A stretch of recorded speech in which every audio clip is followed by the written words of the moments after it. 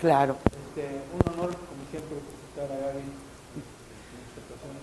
Y va a ver, a mí nos va a hacer el favor de leer el currículum. Gracias, gracias.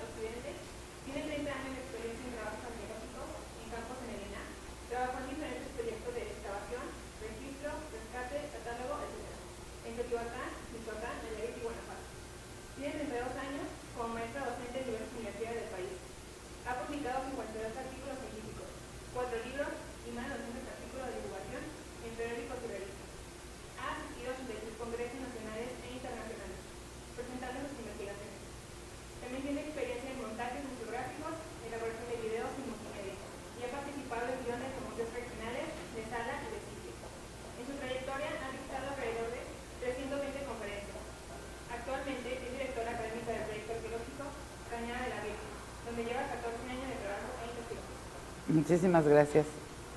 Todo eso, pero bueno, 30 años, ¿verdad? Sí. Bueno, pues muchísimas gracias por estar aquí. Yo agradezco mucho siempre a Humberto que me invite. La verdad es que me encanta venir y me encanta compartir pues los avances que vamos obteniendo poco a poco en Cañada de la Virgen, ¿no? En esta ocasión, bueno, dado que la semana se dedicó a la bioarqueología, pues preparamos algo sobre esta cuestión de qué es la bioarqueología, ¿no? Y cómo la hemos ido aplicando para Cañada de la Virgen. Por ahí tenía una revista, pero bueno, vamos a... No, acá está. Esta de aquí. Perfecto. Entonces, bueno, recientemente salió también publicada una revista en arqueología. Les sugiero si la pueden adquirir, es bastante interesante toda la serie de artículos que se están trabajando aquí. Pero bueno, finalmente lo que se plantea es que es la reconstrucción de la vida a partir de la muerte, ¿no? Y bueno, las diferencias son notables en el sentido de que, bueno, si bien es cierto que ya veníamos trabajando con la antropología física o con la antropología forense, pues la diferencia que hay con la bioarqueología y los avances, pues es que a través de múltiples pruebas químicas, quizá muchísimo más sencillas, se ha podido lograr pues reconstruir la vida. Es decir, no ya tanto saber qué edad tenía el individuo o cuánto pesaba o qué comía, ¿no? Que se podía hacer con nitrógeno en hueso, que era cosas de lo que de los arqueólogos o antropólogos físicos lo planteaban dentro de lo que serían estos esquemas de protocolo de cualquier investigación de antropología física. O, por ejemplo, la causa de muerte, que lo planteaban pues más bien los forenses, es decir, de qué murió, por ejemplo, en nuestro caso, el entierro 13, que sabemos que murió de un mazazo que le dieron en el cráneo. Pero bueno, más allá de estos elementos de saber cuánto medían, qué edad tenían, qué tipo de enfermedades padecieron, ¿no? El avance hacia la bioarqueología es que nos permite no solamente involucrar al ser humano en sí mismo como protagonista de su propia vida, sino también vincularlo con el medio ambiente. Por ejemplo, se sabe que a través del sarro es posible obtener polen, por ejemplo, ¿no? Por ejemplo, en Cañada de la Virgen nosotros encontramos polen, pero en sustratos naturales, y pudimos hacer un paleopolen para reconstruir el ambiente natural que existió en la época en que estamos hablando de Cañada de la Virgen. Pero actualmente ya con estos estudios de bioarqueología se puede extraer del sarro polen y es de la comida pues que se comió en ese momento, y con ese polen pues también se puede reconstruir el ambiente. Con el estroncio, por ejemplo, nosotros desde que nacemos hasta que morimos pues traemos una carga en los dientes, ¿no? Vamos a tener una dentadura de leche, como le llamamos, y después vamos a tener una dentadura para toda la vida. Pero pues también las muelas van creciendo a lo largo que el cuerpo va creciendo, es decir, no vamos a tener las muelas del juicio hasta mucho tiempo después. Esto pues nos da rangos, por supuesto, entre niñez o adolescencia o juventud, o incluso madurez, porque hay mucha gente que de pronto la muela de juicio le viene saliendo hasta los 40, 50 años en la actualidad, ¿no? Entonces, bueno, este tipo de registro en dientes pues ha sido muy importante para los bioarqueólogos, ¿no? Que necesariamente tienen que tener pues ambas formaciones, ¿no? Ser antropólogos físicos y ser arqueólogos, ¿no? Que les permita pues visualizar este panorama un poco más amplio. Por ejemplo, en el caso de la actualidad del Zompantli, el gran Zompantli, el Güey Zompantli, ¿no? Que salió en el Templo Mayor, pues muchos de los cráneos que están completamente fracturados para que entrara el palo que los detenía, ¿no? Pues se pensaba, por ejemplo, con estos estudios de bioarqueología, vienen a caerse muchas de las hipótesis que se creían, ¿no? Se creía que la mayoría de los sacrificados pues, era gente de las fiestas, de las guerras floridas, ¿no? De Tlaxcala, que se organizaban y que en general pues eran guerreros. Y resulta que no, que hay niños, que hay mujeres, ¿no? Y entonces ya estas otras preguntas e hipótesis pues nos hablan de que hay una esclavitud. O sea, claro que hay esclavos, claro que hay tributos, o sea, se estaba tributando gente para los sacrificios humanos, ¿no? Entonces, cambia completamente el esquema de pensar a través de los nuevos estudios que se pueden hacer con bioarqueología. Bioarqueología también aborda demografías poblacionales, movimientos poblacionales, incluso, por ejemplo, hay un ejemplo maravilloso para el Paleolítico en Europa, de una muchacha que se encontró completamente el ataúd sin los huesos, no existe absolutamente nada de huesos, pero hay uñas, pelo y dientes, y toda la indumentaria, está absolutamente toda la indumentaria de la muchacha, y está la caja de madera en un tumulto funerario, y estamos hablando de pues 12.000 años, 13.000 años antes de Cristo, y se pensaba que era una muchacha vikinga, ¿no? Por la zona en la cual fue encontrada. Y pues resulta que no, resulta que por el estroncio en dientes, sus últimas alimentaciones, que es en lo que en realidad queda el estroncio, pues viene de Alemania. Entonces vemos que el movimiento poblacional que nunca se pensó que pudiera existir para esas épocas, pues nada, que incluso sí existe, ¿no? Sí existió. Entonces con la bioarqueología podemos abordar este tipo de movimientos poblacionales y que serán muy útiles, por ejemplo, para el caso de Cañada de la Virgen, pues para saber de dónde proceden el entierro 13, ¿no? Y el entierro 5, que ahora los iremos viendo a mayor detalle.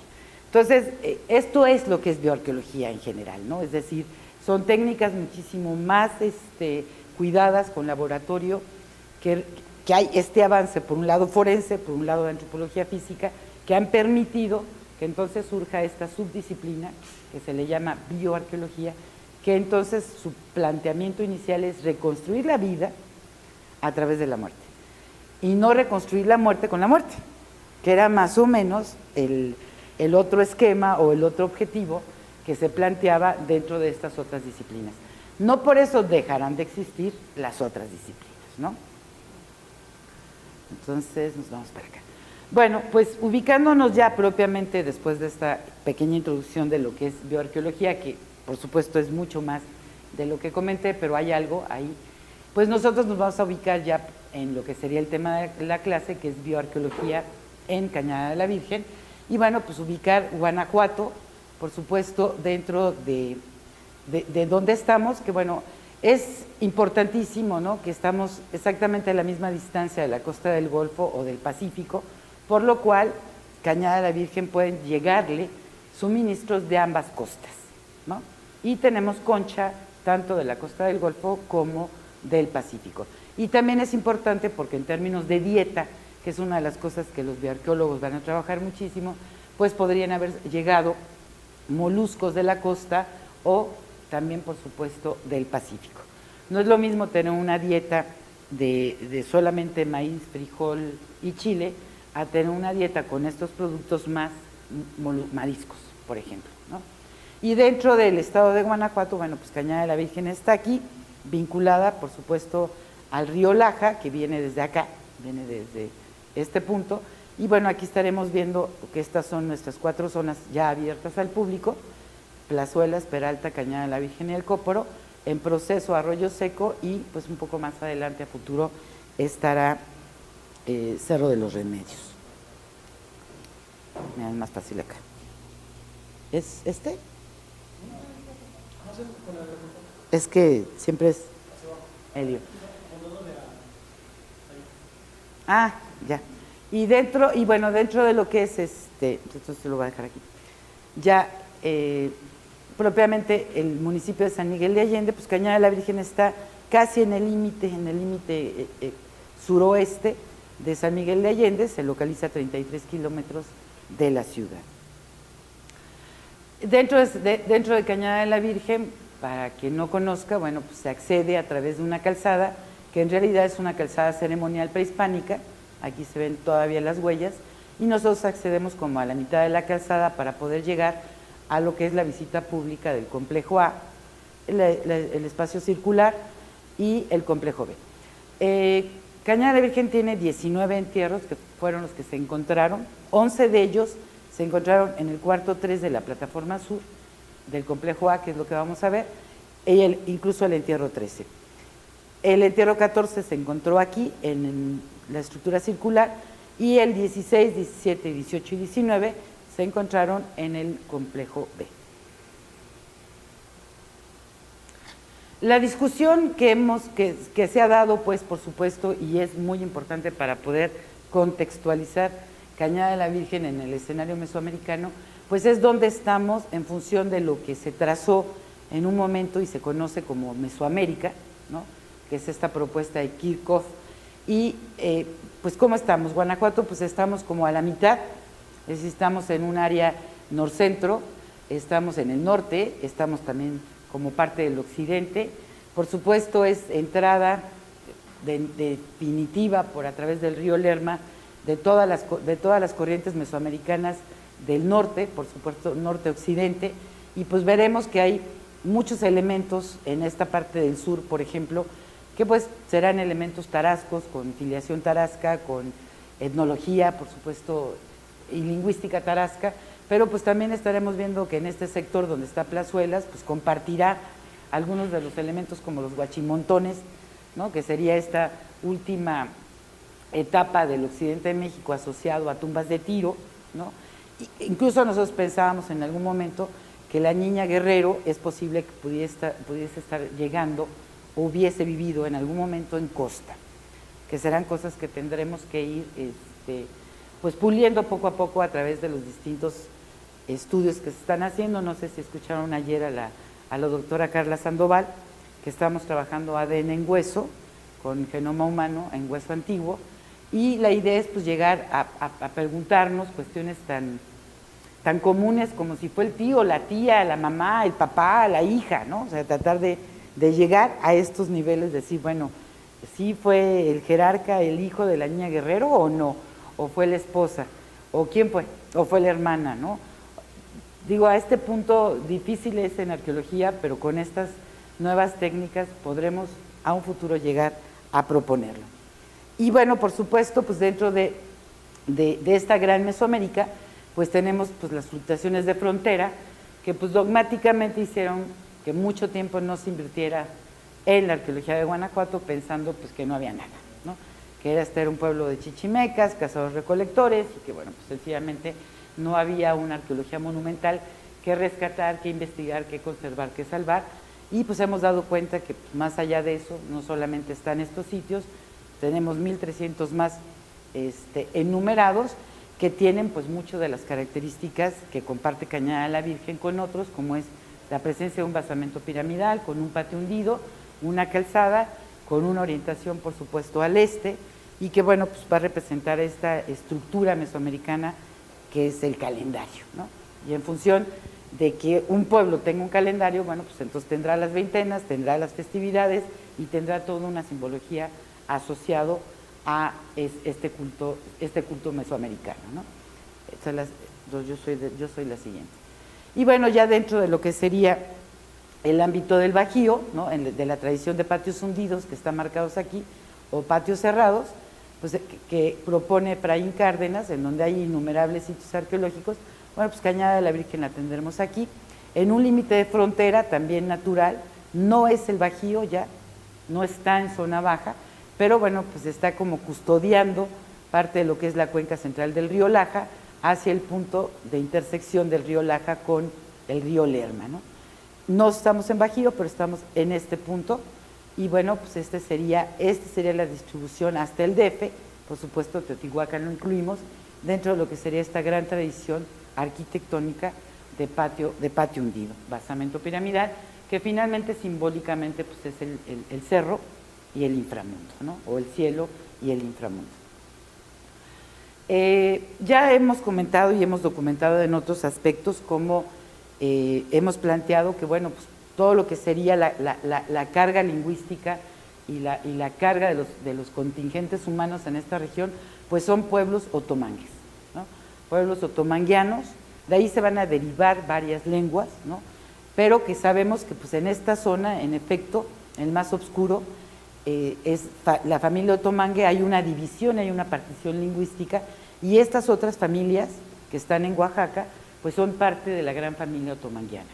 Entonces, no es extraño que muchos de los elementos iconográficos que tenemos en Cañada de la Virgen, pues también estén, por supuesto, en Oaxaca, y una de las hipótesis es que justamente la fecha del jerarca, 770 años antes de Cristo, está coincidiendo con esta división lingüística histórica, registrada también por la glotocronología, que también registra la lengua, de esta partición lingüística en donde quedarán las lenguas otomanguianas de la rama otopame en esta región y las otras lenguas otomanguianas que se distribuirán tanto en esta parte de Oaxaca como hasta Nicaragua y Centroamérica, ¿no? Pero que son parte de la misma distribución lingüística de estos pueblos. De suyo, más antiguo que el náhuatl, por ejemplo, ¿no? Como lenguas, ¿sí? Por supuesto que mucho más antiguo. Y bueno, dentro ya propiamente de la cuenca central del río Laja, pues lo que tenemos es que aquí está Cañada de la Virgen, y pues aquí tenemos el río Laja, todo esto sería la parte de la presa. Ríos importantes para nosotros pues, es el río San Damián y el San Marcos, y bueno, parte de lo que se ha trabajado es, bueno, tenemos sitios vinculados a la producción de cal, sitios vinculados, por ejemplo, a la calcedonia, a la riolita, ¿no? Y a la minería de basalto, que ya lo tendríamos en la parte de Comonfort, ¿no? Casi aquí sería como el punto de Comonfort. Y no está sola, Cañada de la Virgen comparte con muchos otros sitios, la cantidad de sitios arqueológicos que fueron registrados en los 80. Entonces, no es un sitio aislado. Por supuesto que es el centro ceremonial de toda una cuenca, ¿no? Que en donde debieron, por supuesto, lo que sí podemos ya saber es que aquí se ratificó el poder político, aquí se ratificó el poder religioso, pero en este otro centro rector, el poder económico, ¿no? Por ejemplo, que es San Miguel Viejo. Y bueno, ya propiamente en Cañada de la Virgen, bueno, pues tenemos la gran calzada por la cual debió haberse accedido, y pues nos destacan tres complejos arquitectónicos, más el estanque, que es un espacio natural modificado artificialmente, que debió haber sido fundamental también para la elección del lugar. Y bueno, pues en este complejo, aquí ahorita iremos viendo dónde estamos, ¿no? El basamento piramidal, aquí encontramos el entierro 13, este es el cuarto 13 en donde se encontraron la mayor parte de los entierros, aunque también se encontró un entierro aquí.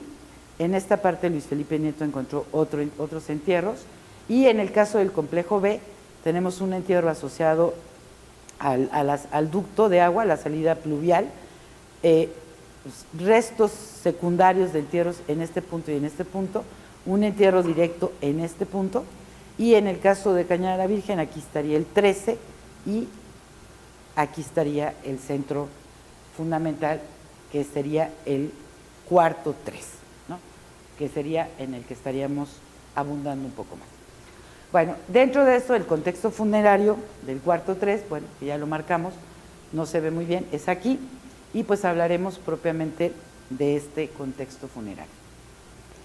Algunos de los planos y de lo que se fue documentando, eso no se ve tan perfectamente bien como quisiera, pero bueno, lo que tenemos pues es un cuarto, en realidad es por la luz, ¿verdad? Más bien, sí. Y que la diapositiva está en blanco.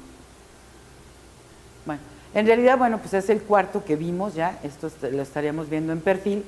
Y bueno, ¿qué es lo que nosotros detectamos? Pues detectamos 2 etapas constructivas, por supuesto tenemos, Cañada de la Virgen tiene 3 etapas constructivas. La primera, que se ve muy poco, hay algunos elementos que la reflejan. La segunda, que es la que visualmente todo el mundo podemos apreciar. Y la tercera, que estaba arrimando volúmenes constructivos para poder crecer más Cañada de la Virgen, y que es una etapa que se tuvo que quitar en muchas de las partes para preservar la segunda, y porque además pues estábamos hablando de rellenos constructivos, es decir, todavía no terminaban, pero que fueron afectando. Cuando nosotros encontramos el cuarto 3, por encima, por ejemplo, del entierro 5, pues habían puesto muros falsos. O sea, la niña, arriba del cráneo de la niña, pues teníamos un muro falso que estaba subdividiendo. Entonces tenemos dos etapas fundamentales, en donde tenemos que en la etapa más temprana vamos a tener los entierros, que es una etapa que está fechada ya hacia 850 más menos 50, que es más o menos el rango en el cual tenemos ya todo el sistema de enterramiento, aparte la fecha temprana de la niña Guerrero, que ahorita explicaremos, ¿no?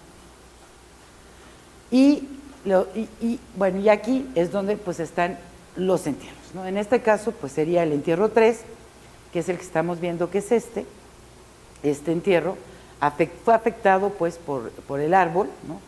Pero aquí lo tenemos, está dentro de una cista perfectamente definida con piedras, y por encima de esta mujer, que le llamamos la mujer de la cama de los tepalcates, es porque estaba completamente cubierta de tepalcates ella, rotos, y por debajo de ella había también una camita, una cama hecha de puros tepalcates rotos, de ollas blanco levantado. Si se dan cuenta, miren, esta es parte del proceso de ir reconstruyendo todo lo que estaba completamente matado.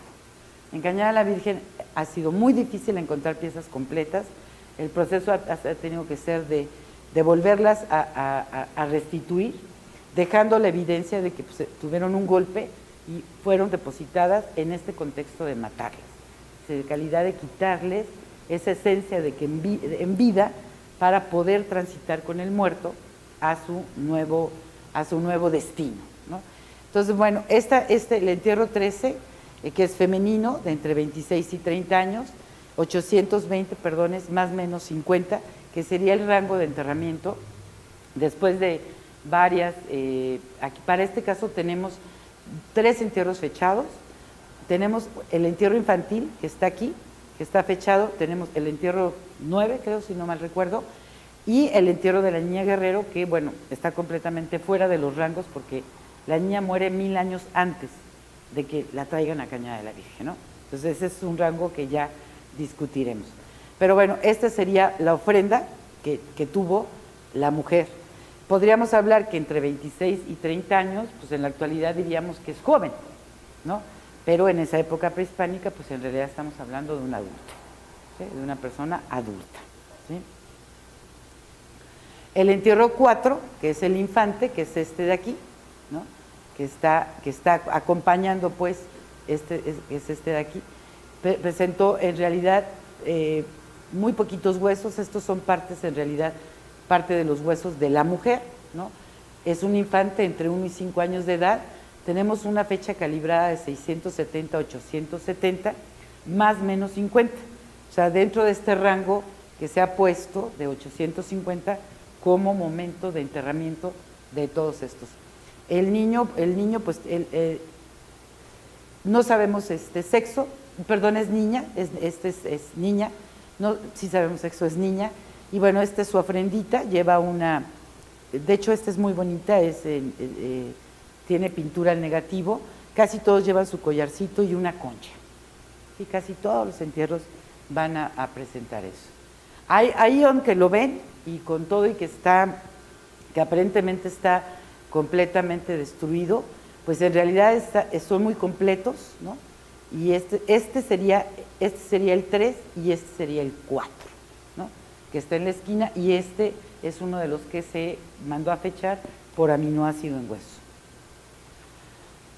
Del entierro 8, por ejemplo, y hoy te iremos avanzando en todo lo demás. El entierro 8, bueno, pues es un personaje, es un individuo de sexo masculino entre 36 y 40 años, es decir, ya es viejo, ya podríamos decir que ya pasa a la etapa de viejo, por supuesto está dentro de los 820 más menos 50 años, pero está fechado indirectamente por el contexto, ¿no? No hay una fecha asociada. Se le llamó el pensador por la manera en cómo tiene los brazos, ¿no? Los brazos, entonces se le nombró el pensador. Este fue el proceso de iniciar mira, aquí está la ollita, que es esta, ¿no? Este cuello, que es esta, completamente rota, y bueno, así es como se fue liberando, poco a poco, y bueno, ya veremos, bueno, de una vez lo voy avanzando, ya propiamente dentro de los estudios de antropología forense, vinculados a la posibilidad, o sea, tratar de saber si estos entierros fueron o no sacrificados. Se buscaban huellas que alterasen, que realmente nos mostrasen si en realidad fueron sacrificados. No hay ninguna huella que en efecto nos pueda confirmar el sacrificio humano, pero lo que sí hay es todo un concepto simbólico del sacrificio. El cuarto mismo está dividido en dos sectores. En el sector este solo hay restos de mujeres y en el sector oeste hay restos de hombres, ¿no? Entonces, y el sector de mujeres solamente vamos a tener mujeres adultas y niños, y en el sector de hombres lo mismo, hombres adultos, solo hombres adultos.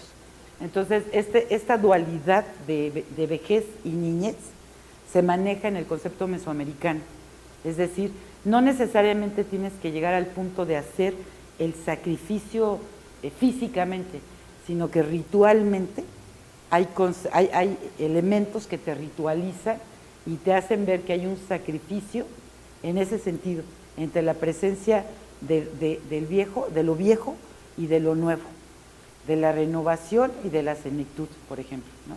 Entonces, muchos del acercamiento de Alfredo López Austin, por ejemplo, a la filosofía mesoamericana, nos refiere y nos puntualiza mucho esto, que no necesariamente tienes que tener el resto de que le arrancaron el corazón y la caja torácica está rota o le dieron el trancazo para sacrificarlo, no, sino que simbólicamente hay este sacrificio.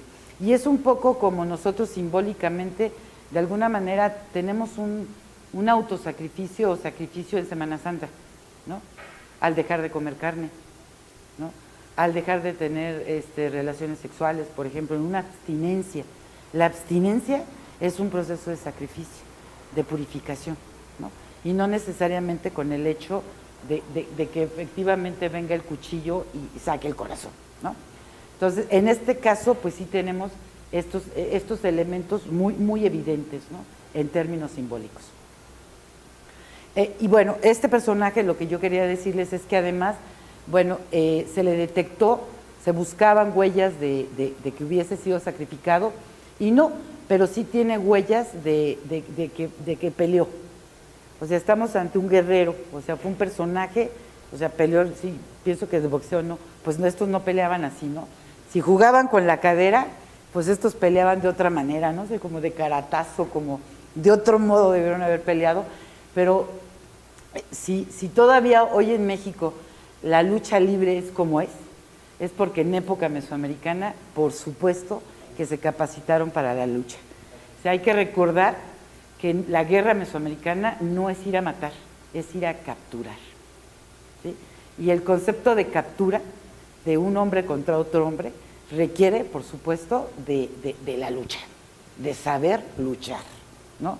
Entonces, lo que sí tenemos es que, en efecto, tiene el brazo, la clavícula y el húmero fracturados, pero por un golpe contundente de lucha, ¿no? De enfrentamiento cuerpo a cuerpo, ¿no? Entonces, ese tipo de datos, ¿no? Pues nos permiten saber que pues, estamos ante un guerrero, ¿no? Un guerrero pensante, pues en el caso que le pusimos el pensador, ya podremos ir después sabiendo, se tomaron muestras para ver dentadura y bueno, pues estamos también en el proceso de ADN, ¿no?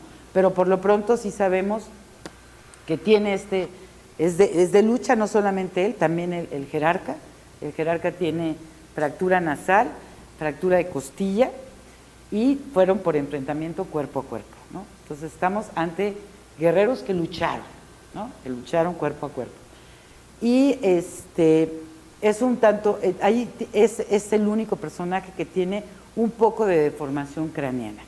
Es decir, Cañada de la Virgen no registra deformación craneana, solamente en este caso vamos a tener un poco de deformación craneana. También este es un entierro, también se fechó con una fecha de 770, 980. En el caso de nosotros, este es el rango superior de fechamiento. La fecha 1050 es una fecha que obtuvo Luis Felipe Nieto y que es, por supuesto, el abandono del sitio, pero nos estamos dando cuenta que el abandono viene desde 980. Es decir, el proceso de abandono de Cañada de la Virgen es al cerramiento de empiezan a remodelar para construir su tercera etapa constructiva y ya no lo logran, tienen que abandonar.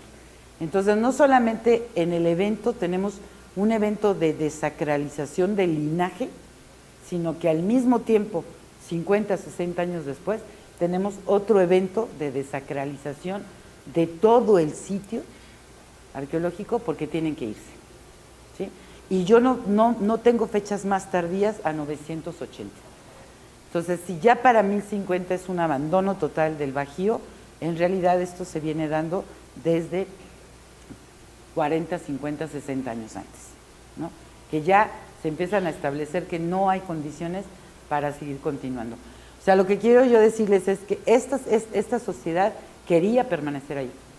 Por supuesto que estaba pensando y proyectando su ciudad, su templo, para hacerlo más alto, más ancho, espacios de habitación más grandes en las plataformas. El patio incluso iba a ser más pequeño, visualmente más hundido, más espacios habitacionales en los cuartos de élite, ¿sí? Pero tienen que abandonar, ¿no? Entonces tenemos un momento en el cual están desacralizando al linaje anterior, están enterrándolos, hay ausencia en todos los casos de manos y pies, no hay pies, no tenemos en toda la colección de Cañada de la Virgen pies, ¿no? Entonces la ausencia de pies también es un rasgo característico en donde no solamente quiero que te vayas, sino evito que regreses, ¿sí? Porque ya no hay pies, ya no hay manera en que camines como muerto, ¿sí? En todo este concepto que se tiene del tratamiento de pies y manos en Mesoamérica, ¿no? Es decir, ya estás desacralizado, ya no te voy a recordar. O sea, llegó a ser tan grave y tan fuerte que una veneración ancestral al jerarca, pues, y a la niña guerrera, que son los bultos funerarios, llegó a romperse completamente y sí hubo un cambio de estructura política, un cambio de pensamiento religioso, porque entierran absolutamente a todos. Seguramente, en este caso, el antropólogo forense plantea el hecho de que sí debió haber habido alguna ceremonia de comerte parte del guerrero, o alguna parte del guerrero, para obtener sus poderes y terminar por desacralizarlos, ¿no? Que se da en muchas de las culturas que te comes una parte del corazón, sobre todo una parte del corazón, para quedarte con la fuerza y diezmar completamente la fuerza en el desacralizado, ¿no? Entonces no es una muerte, no es solo una muerte, es una muerte simbólica de que desacraliza la línea genética y la línea de dinastía de esta élite, ¿no? Vamos por acá. Quería ver, las ofrendas, si se dan cuenta, muy, muy sencillas, ¿no? Casi tenemos dos tipologías cerámicas, ¿no? El blanco levantado y los rojos sobre bayos, formas de copas, platos, pero si se dan cuenta es una vajilla muy doméstica, muy sencilla. Casi todos traen su collarcito, ¿no? A todo el mundo se le puso su pequeño collarcito para continuar su viaje en la muerte, ¿no? En este caso también en cista, ¿no? Es decir, sí están preparando, por supuesto, son entierros directos, indirectos en ese sentido, perdón, porque están preparando, ¿no? Hay un momento de preparación, por supuesto, debería haber habido un momento de duelo, porque seguramente esta segmentación política de unos y otros, que segmenta el linaje, pues tanto debieron haber quedado los que lloraron, ¿no? Y los que perdieron. O sea, los que lloraron ese linaje y los que están perdiendo sobre la estructura de un nuevo linaje, ¿no? Que ya veremos con ADN qué cosas nos puede decir, si todos estos 19 entierros que son contemporáneos en el sentido de los enterramientos forman parte de este mismo linaje o tenemos ahí algún cambio de ADN, ¿no?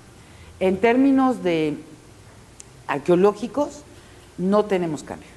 Hay la misma presencia de la cerámica, sigue siendo la misma, la tercera etapa constructiva se sigue haciendo con los mismos materiales y el único cambio que estamos notando entre la segunda y la tercera etapa es que la tercera etapa está advocando a los dioses y tenemos ya representaciones de Tezcatlipoca y de Quetzalcóatl. Es decir, hay un cambio de estructura, ya no es la advocación al ancestro, ¿no? Y el ancestro con lo que conlleva, ¿no? Sino es ya la advocación a una deidad, ¿no? Ahí sí hay un cambio de estructura, pero es de muy poco alcance, porque de 980 a 1050, estos cuates que ganaron, esta fracción que ganó, se tuvo que ir, tuvo que abandonar, ¿no? Entonces, aparte, pues es como una lamentable tristeza, ¿no? Que pues ya ganaron a fuerza de seguramente muchas cosas y se tuvieron que retirar, ¿no? Bueno, aquí simplemente es una gráfica en donde tenemos pues, todos los entierros, el tipo de entierro que tenemos, ¿no? Que si es un primario indirecto. Aquí se los voy a explicar. ¿Sí hubo un físico que explicara qué son los entierros? ¿Hubo algún antropólogo físico? Sí, estuvo Él ya explicó qué significa un entierro directo, un indirecto, un secundario. ¿No? Eso no. Bueno, mira, es rapidísimo. ¿Qué significa que digamos que es un primario indirecto? ¿No? Bueno, significa primario es que solamente se enterró una vez y está completo, ¿sí? Indirecto quiere decir que está enterrado, no está en el suelo, ¿no? Está en una cista, está en algo que se preparó, ¿no? O sea, no nada más está ahí en el suelo, sino que se preparó. Entonces, el contexto es un contexto indirecto. ¿Por qué? Porque ya hay algo que lo prepara, ¿no? Yo siempre me he confundido con eso. ¿Por qué no es directo? Directo. Pero ya para mí sería directo, ¿no? Pero es indirecto porque ya hay un acomodo de alguna cista o algo preparado arquitectónico para recibirlo. Si es una olla o si es en la cueva está preparado el espacio, eso sería indirecto. Indirecto, cuando secundario es cuando mueven el cuerpo. O sea, que hay un entierro aquí y de repente van a enterrar a otro y entonces a este lo mueven. Hágase para acá. Y muevo los huesitos y pongo al nuevo, ¿sí? Este sería en ese momento el directo y este sería el secundario. Y de pronto puedo yo hacer que de este secundario agarrar algunos y ponérselos de ofrenda a los otros, ¿sí? Unos dientecitos, una clavícula, y lo pongo acá de ofrenda y entonces ahí tenemos otro secundario indirecto. O también puede ser que el mismo cuerpo sea la ofrenda. O sea, para qué te las te doy, tú eres la ofrenda. Y entonces yo te pongo en un espacio ceremonial para ofrendarte a la etapa constructiva. Entonces ni estás en cista, ni estás en panteón, ni estás en fosa, ni estás en tumba, estás de ofrenda, ¿sí? Y entonces pues es de ofrenda, ¿no? Entonces eso quiere decir esas cosas, ¿no? Ahora, los demás, que si flexionado, que si decúbito ventral flexionado, que si decúbito lateral semiflexionado, que si bueno, pues fácil, acostado, boca arriba, ¿no? Es uno. Ese es que de ladito, ¿no? De ladito con flexión tipo feto, tipo como si estuvieras en posición fetal, ¿no? o del otro lado, ¿no? El ventral del otro lado. Bueno, pero bueno, pues sin posición, pues es que sin posición ahí hay que preguntar dos cosas. Una, si no tiene posición porque fue movido para ser secundario, ¿no? Ya esa es una cosa, ¿no? Que primero te enterraron bien, pero luego movieron tus huesitos para poner otro, o luego movieron tus huesitos para esto ser de ofrenda de otro, bueno, dice algo, ¿no? Pero cuando sin posición, también puede ser porque pues hubo un pozo de saqueo y afectaron todo, entonces ya no hay posición. O sin posición también es porque pues originalmente tuvo posición, pero ya no lo puedes saber tafonómicamente hablando, porque a lo largo de los años pasaron roedores y se comieron y jalaron y aventaron el cráneo para allá y esas cosas se estudian para saber pues cuáles fueron, o sea, qué pasó con el entierro, o sea, esos 400 años después de que lo enterraron, cómo se movió y por qué se movió y quién lo movió, ¿no? Porque aparte de eso, puede ser que tú ya lo saques como arqueólogo y aparte lo muevas mal, ¿no? Y entonces le sumas que el maltratamiento posterior, ¿no? Entonces, bueno, todo es un buen físico, un buen antropólogo físico, tiene que escribir. ¿Le guste o no al arqueólogo? Oye, no le pongas que lo traté mal. No, pues lo trataste mal. Lo metiste en una bolsita, no lo trabajaste correctamente bien y a lo largo de 10 años tus huesitos los abro yo y huelen a moho, o sea, no los trataste bien, ¿no? Entonces, pues él tiene que anotar que el arqueólogo no lo supo tratar, no lo supo embalar correctamente bien y ese proceso deteriora el hueso, ¿no? Y todo eso se tiene que poner, ¿no? Entonces, bueno, pues estos son pues parte de lo que ellos hacen y te van diciendo a ti como arqueólogo, pues a ver, tienes estos y entonces, bueno, pues en este caso, que es lo que es a donde estamos trabajando, pues sería que en realidad de todos los entierros que tenemos en el cuarto, pues vamos a ver que en realidad tenemos, como los que les mostré, pocos entierros indirectos, ¿no? Primarios. O sea, primarios es porque ahí están, ya se los enseñé. La mujer de la cama de los Tepalcates es un primario indirecto. ¿Por qué? Pues porque tiene ciste y está completo. El entierro 5, que ahorita lo vamos a ver, de la niña Guerrero, pues ahí está completa, anatómicamente está. El niñito que les enseñé, la niñita, pues no, ahí tienes un pedacito de cráneo y unas poquitas de costillitas y algunos otros fragmentitos que permitieron, y un poquito de mandíbula que permitió sexo, pero no lo tenemos como primario, lo tenemos como secundario indirecto. ¿Por qué? Porque también le hicieron ahí sus piedrecitas, le pusieron sus piedrecitas para acomodarlo, ¿no? Entonces, bueno, más o menos cuando ustedes lean en alguna otra cosa, pues es secundario, bueno, pues sí, son 3 piezas, ahí 3, te agarré 3 de aquí y las puse acá, ¿no? Eso es más o menos lo que significa, ¿no? Pero pues hay que hacerlo para llevar la cuenta, ¿no? Y bueno, entramos ya propiamente a lo que sería el entierro 5. ¿Quién es este personaje? O sea, ¿cómo vivió? Va a ser todavía un poco difícil saber cómo vivió, pero nos hemos ido acercando. El entierro 5 de la niña Guerrero. Estos muros, este finalmente es un pilar, pero por encima de este venía el muro que incluso lo tapaba. No traigo la fotografía aquí. Pero bueno, este es el proceso de excavación, este es el entierro 5, este es el 3, la señora de la cama de los Tepalcates, esta es la niña que se fechó. Del otro lado tenemos otro entierro, que no sé si lo traigo aquí, que también es una jovencita. Bueno, no es joven, es que a la hora que dices 24 es una jovencita, pero no.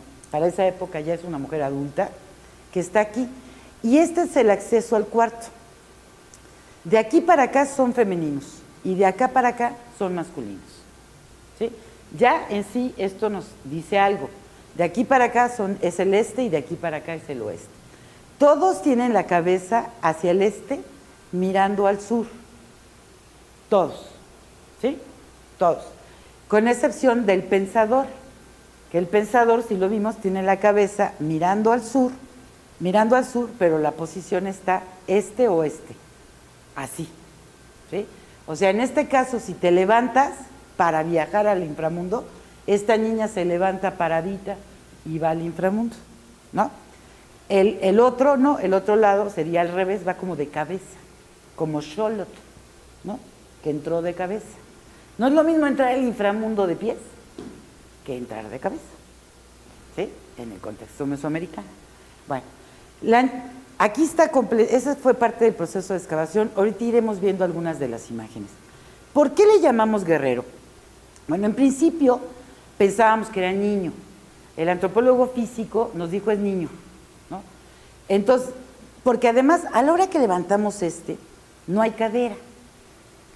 Con la cadera es muy fácil saber sexo.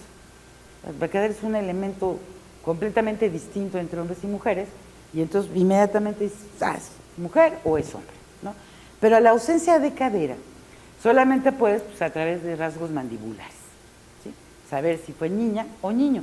Y también a temprana edad, y hablando de 9 años, pues es también un poco complicado. Entonces, sí se requirieron de bastantes nuevos trabajos para saber que en realidad estábamos ante una niña. Pero en principio planteamos guerrero por la presencia del cuchillo, ¿sí? Este cuchillo que está aquí, que además está distribuido al norte de su cuerpo. ¿Qué es importante? El espacio cósmico mesoamericano, que se piensa en el este, el oeste, el norte, el sur y el centro, y que es este concepto grandioso, también es un concepto corporal, está en nuestro cuerpo, ¿sí? Somos arriba, somos abajo, somos femeninos, somos masculinos, somos secas, somos lluvias, somos húmedos, ¿sí? Somos cueva, somos inframundo, somos cielo. Y tanto la matemática mesoamericana, que son 20, 5, 10, 15, 20, ¿no? Esas 20 están íntimamente vinculados incluso a los sistemas curativos del cuerpo. Entonces, si en la vida estaba todo esto relacionado, pues en la muerte, por supuesto que también, ¿sí?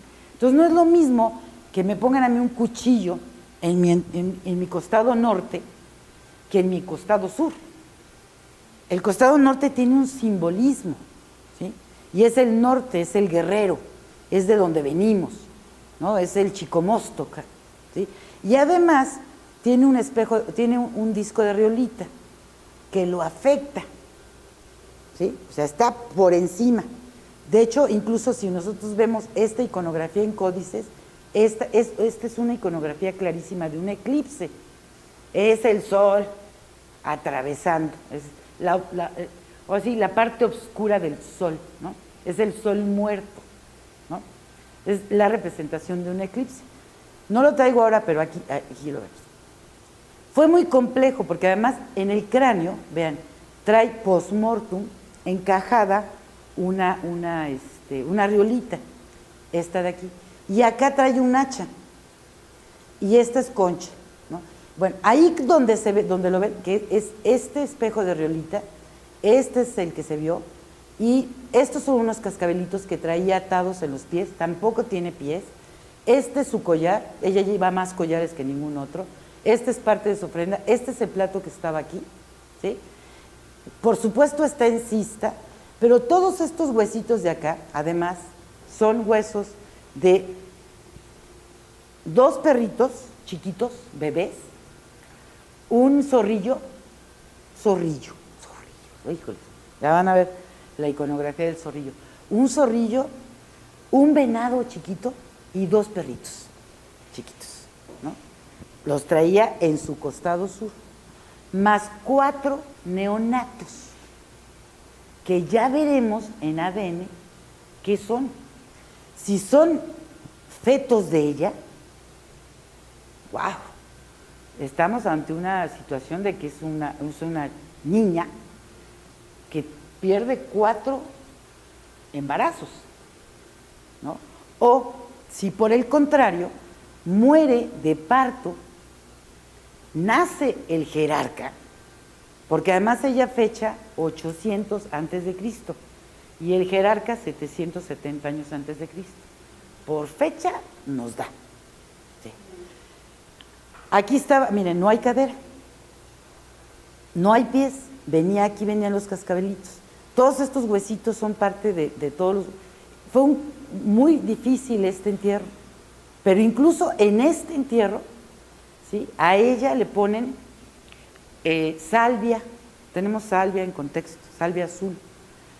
Tenemos yautli, que es esta que le llaman, que la conocen como Santa María. Que ahorita anda por todo el campo una flor amarillita, ¿no? También tiene hierba del perro, que en la actualidad, el Sinvestap, pero del otro lado en Veracruz, está analizándola y resulta que es lo mejor para los triglicéridos, ¿no? Y el colesterol, ¿no? Okay. Ella en sí, en el cráneo, que lo apachurró, el cráneo está apachurrado porque por encima había un muro, ¿sí? Tiene restos de posible tuberculosis. Entonces, estamos ante una niña de 9 años con tuberculosis, posiblemente embarazada, posiblemente muerta en su primer parto, ¿sí? Lo que la hace ya en sí misma una guerrera. Es una mujer muerta en parto. En el concepto mesoamericano eso es un aciguateteo, ¿no? Ahora, ¿cómo vamos a llegar a saber eso? Si tuviéramos cadera sería un poco más fácil poder acceder a si en realidad, podríamos saber si en realidad murió de parto por la cadera. En ausencia de cadera, la lectura tendría que ser en función iconográfica y simbólica. Y nos tendríamos que empezar a ayudar de algunos otros rasgos de la bioarqueología. En este caso habrá que hacer estroncio en diente para saber de dónde viene. Hay que ver, o sea, ADN nos va a ayudar para saber de dónde viene. ¿De dónde viene? Ella, ahí como la ven, tenía 1000 años, bueno, más de 1000, 1133 años muerta antes de ser vuelta a morirse, vuelta a volverla a matar, ¿no? Simbólicamente, cuando la pusieron aquí. ¿Quién era? ¿Qué personaje tan importante fue que se conservó durante más de 1133 años? Y se le advocó durante la primera etapa y la segunda etapa constructiva en Cañada de la Virgen. De 540 a 850 después de Cristo fueron advocados. ¿Qué tan importantes eran?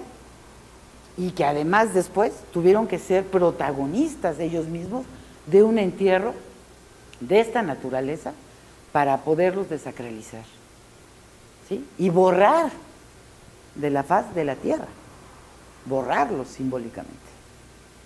¿Quiénes eran? Eso lo vamos a saber con la bioarqueología. Claro, no lo sabemos todavía. O sea, hemos avanzado mucho, por supuesto. Sabemos que, por ejemplo, ella en sí misma, Cañada de la Virgen yo estoy asustada del tipo de enfermedades que tienen 19 entierros. De los que son realmente, de los que tenemos cráneo, ¿sí? Que son los menos, ¿sí? Tenemos restos de anemia. O sea, hay anemia. Y estamos en una clase de élite. La pregunta es, si la élite tiene anemia, falta de hierro, ¿el pueblo también? O, ojo, o realmente abusaban tanto del autosacrificio, ¿sí? Y del ayuno, porque en Mesoamérica para todo se ayunaba. O sea, la clase de élite y la que dirigía, la que hacía el estrato religioso, era la que menos comía. Y eso lo tenemos perfectamente documentado. Hacían 2 comidas, el pueblo hacía 3. Indiscutiblemente comía mejor el pueblo. Pero ¿por qué tenemos tanta presencia de anemia en élite? Ahí hay una pregunta que puede en algún momento respondernos la bioarqueología, y estaríamos hablando de que podría dar pauta que en efecto, en realidad se la pasaban muertos de hambre. Y sobre todo en un lugar en donde veintena tras veintena, asociado a un ciclo agrario y un calendario, hay todas estas abstenciones, tanto del sexo como de la comida. Y está perfectamente documentado en las fuentes. Son ellos. Y súmale que además comían 2 veces al día, ¿Ve esa cara también? Pues exactamente. Bueno, aquí está el dibujo, pues, en donde tenemos que se mueve, en arqueología todo que se tiene que dibujar. Pero estas son conexiones, esta pregunta de por qué está el cuchillo al norte, por qué los fetos están al sur, son preguntas que, bueno, nosotros ya nos hacemos desde un planteamiento científico, ¿no? Dentro de tratando de entrar, por supuesto, en la idiosincrasia de una filosofía mesoamericana. Por ejemplo, el zorrillo. ¿Qué hace el zorrillo allí?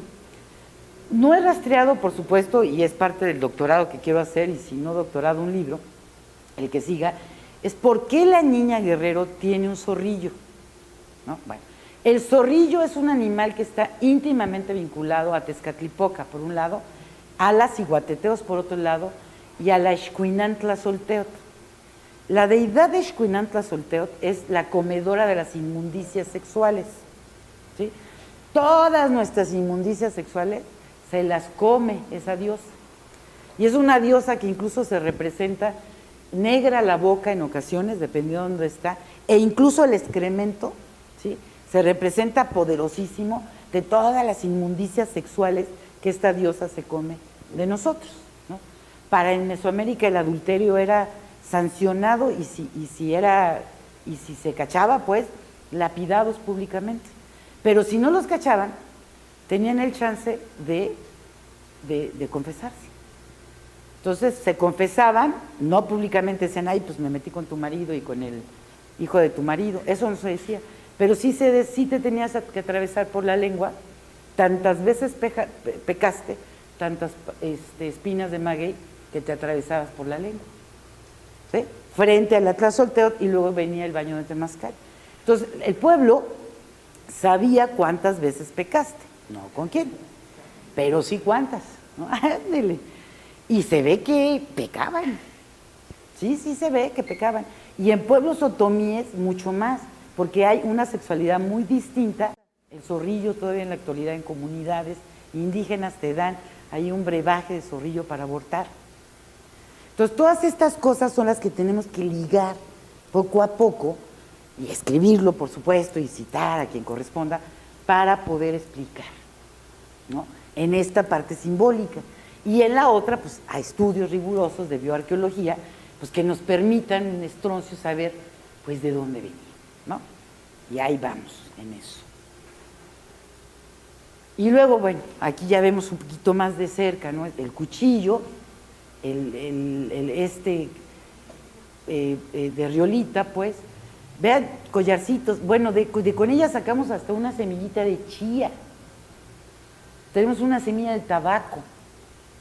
Son cosititas, por supuesto, imagínense el contexto, ¿no? De las ollas, por supuesto, tratamos de sacar absolutamente todo lo que tenía.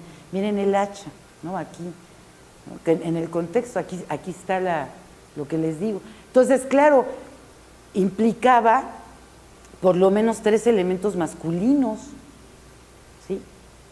Ya después, al saber que era niña, pues no se le quitó lo guerrero, porque en realidad es una niña guerrero. ¿Sí? Estamos en ese escenario. Ahora, si no murió de parto, ¿sí? Entonces es cabeza de linaje, guerrera de linaje, ¿sí? En Mesoamérica, por supuesto que la mujer llegó, o sea, había cacicas, sí, por supuesto, o sea, nada de extrañarse que nosotros gobernábamos. Por supuesto que éramos cabezas de linaje. Yo como bueno. Bueno. Y bueno, perdón, aquí ya está sin la... casi tenemos el 70% del resto óseo, que es bastante, ¿no? ¿No hay pies? ¿No hay manos? No hay ni pies ni manos, ¿no? Aquí, bueno, está todavía en esta parte, aquí estamos quitando esta es la moacha o cachuela, este es el disco de riolita, incluso con perforación para cortarlo, ¿no? Falta estudiar esto, o sea, falta hacer estos cruces, estas asociaciones, divertirse un poco. ¿Por qué un venado chiquito? ¿Por qué 2 perros chiquitos junto con él? Ahí dice que también hay un besito de ave, pero hasta ahí llegó. Bueno, díganme qué ave, ¿no? Habrá que ver qué ave, ¿no?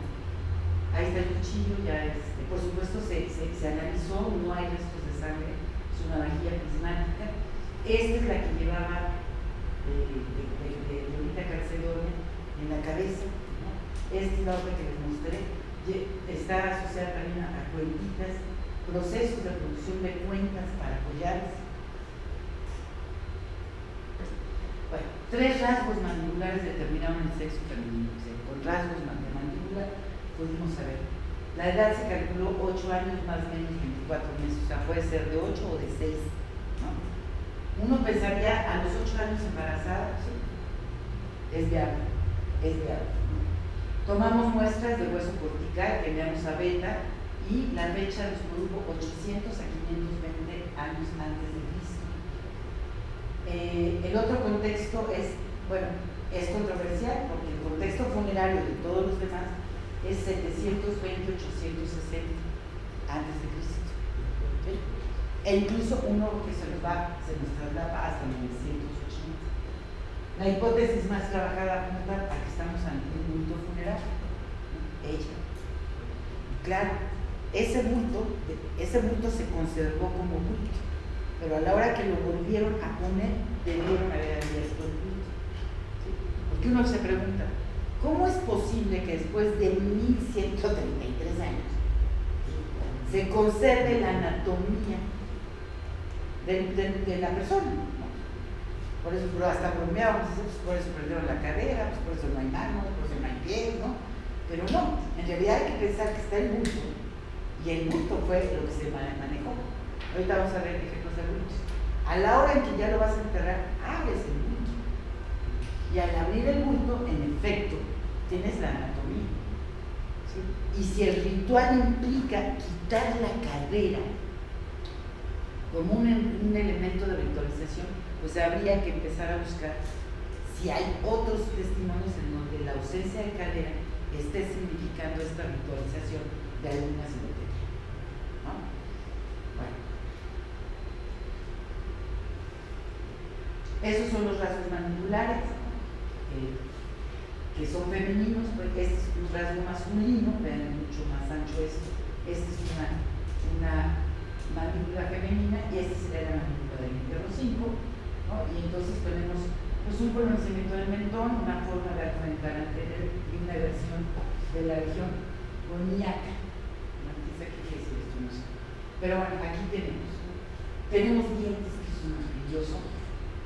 Otra de las cuestiones, bueno, aunque no se han concluido los estudios, se aprecian lesiones asociadas a tuberculosis, como les decía en la rodea craniana.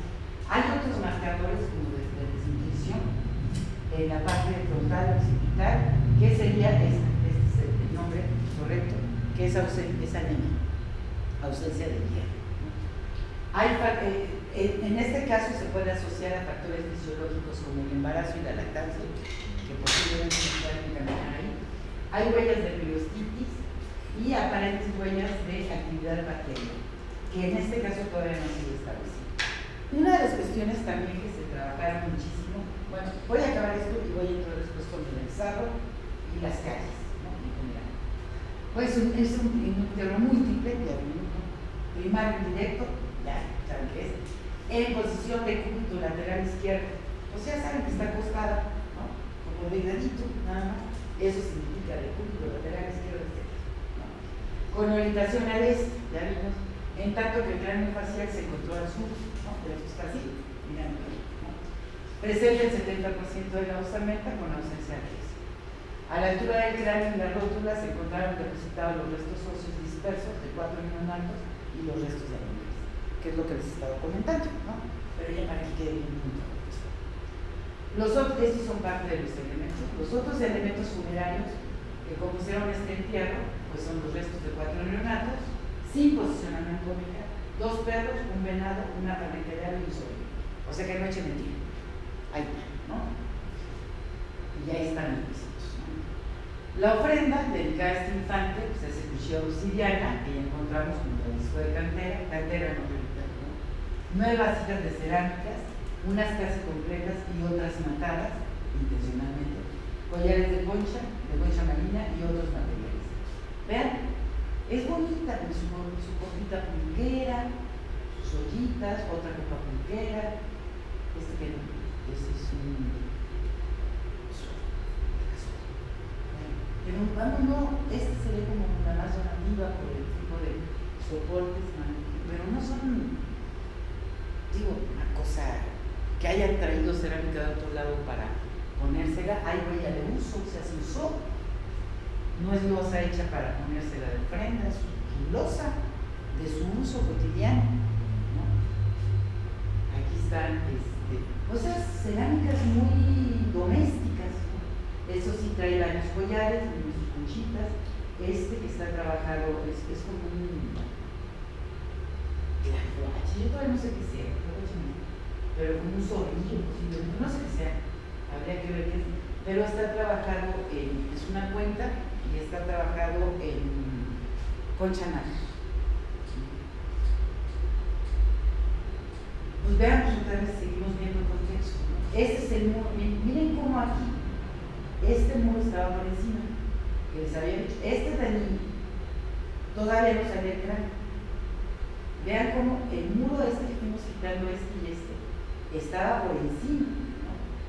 Ya completo, cuando me acuerdo me dijo, retiro el muro, digo, no, pues sí, sácale tierra, completamente, ¿no? O sea, otras imágenes que vamos a ver más de cerca, a detalle, ¿no? Pues propiamente, mucho más a detalle. Mira, aquí tiene la conchita, ¿no? Que sí sabemos que va como collar, porque aquí está la concha, ya visto desde arriba. Aquí está completo antes de empezarlo a retirar, ¿verdad? Para que se empiece a retirar generalmente ofrenda. Al quitar es que hay la ausencia que no hay pies. No es que los hayamos perdido en el contexto, sencillamente no lo hay. Y bueno, todas las muestras, o sea, todos estos entierros llevaban en un nivel, una capita más arriba, a este perro, que es un perro que es un xoloscuincle. Fabiola Guzmán estudió los 113 huesos, está en perfectas condiciones, es un canis familiares, es un perro, un xoloscuincle mediano, que acompaña el cerramiento, o sea, no está en la misma capa de ellos, está por encima. Ese es el cierre definitivo con un perro que acompaña a todos, con excepción de la niña guerrera, que trae sus dos perritos chiquitos, que la acompañan, ¿no? Ahora, pasamos al entierro del jerarca. El entierro del jerarca se encontró aquí, en la cúspide del basamento. Esta es su ofrenda, es una ofrenda bastante compleja, está asociada a pintura mural, ¿no? Este es el jerarca. Cuando ya veníamos bajando de excavación, vean muchísimas capas y capas y capas de cerámica matada, todo esto es cerámica matada. Aquí apenas empieza a aparecer el cráneo. Aquí están ya los fémures, y vean desde el principio, tenemos completamente cortado el fémur, no hay rótula, no hay tibia peroné y no hay pito, ¿no? En este caso, ahí va saliendo. Aquí lo vemos un poco en la siguiente capa, en donde ya tenemos la cara del jerarca. Estas que están aquí, que eran como rayos, ¿no? de hueso trabajado, empieza a salir esta vasijita completa. Desde el principio no hay, incluso aquí está el cierre, toda esta cerámica que se va asociando. Vean cómo va saliendo todo el contexto. Por debajo de esta y por debajo de todo este nivel apareció el perro y el brazo, o sea, el brazo y el perro, ¿no? como si él lo estuviera abrazando al perro, ¿no? Cuando fechamos el perro nos dio el contexto de enterramiento, pero cuando fechamos a él, pues nos dio estas otras fechas, ¿no? Visto así, incluso aquí está, no hay pies. Vean la colocación semilateral, ¿no? Casi como la de la línea. Aquí está ya el cráneo. De hecho, ahí tiene una cuestión acá que hoy lo vamos a ver. Vean cómo siguen apareciendo. Aquí está otra vez la vasijita que nada más se veía este huequito, ¿no? Y en esta parte ya empiezan a aparecer, van a empezar a aparecer los huesos del perro. Claro, hubo que retirarlo a él todo para poder sacar los huesos del perro. Miren, ¿qué tenemos aquí? Bueno, tenemos esto que que en realidad es como una especie de resina, todavía no sabemos exactamente qué es, que es posible que sea parte de la amortaja, o sea, de la tela que lo amortajó, ¿no? Y aquí, vean, ¿sí alcanzan a ver como una red? Es una impronta en el cráneo. Es una impronta, o sea, es una huella, es como cuando te duermes y te queda completamente marcado todo. Ándale, pues, pero en el hueso. ¿Qué es? Aquí hay dos hipótesis. Una, que realmente sí se haya semi-momificado. Recuerden, en Mesoamérica no hay momificación cultural. Si se momifican es porque los dejaron en alguna cueva, en algún lado, en donde por naturaleza se van a momificar o semi-momificar, pero no es un asunto cultural, ¿sí? Entonces, puede ser que esto y esto nos puede ilustrar, nos puede encaminar a la hipótesis de que hay un proceso de semi-momificación, ¿sí? Esa sería una línea. El problema está en que al volverlo a enterrar se pierde el dato. ¿Por qué? Porque otra vez el proceso de descomposición pues pierde el dato de la momificación, pero está este dato que se puede trabajar. ¿Por qué?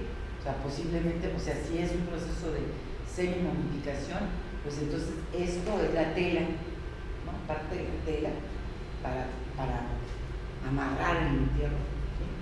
Y dejarlo en algún lugar que naturalmente se momificó, y lo mismo este rasgo, este dato.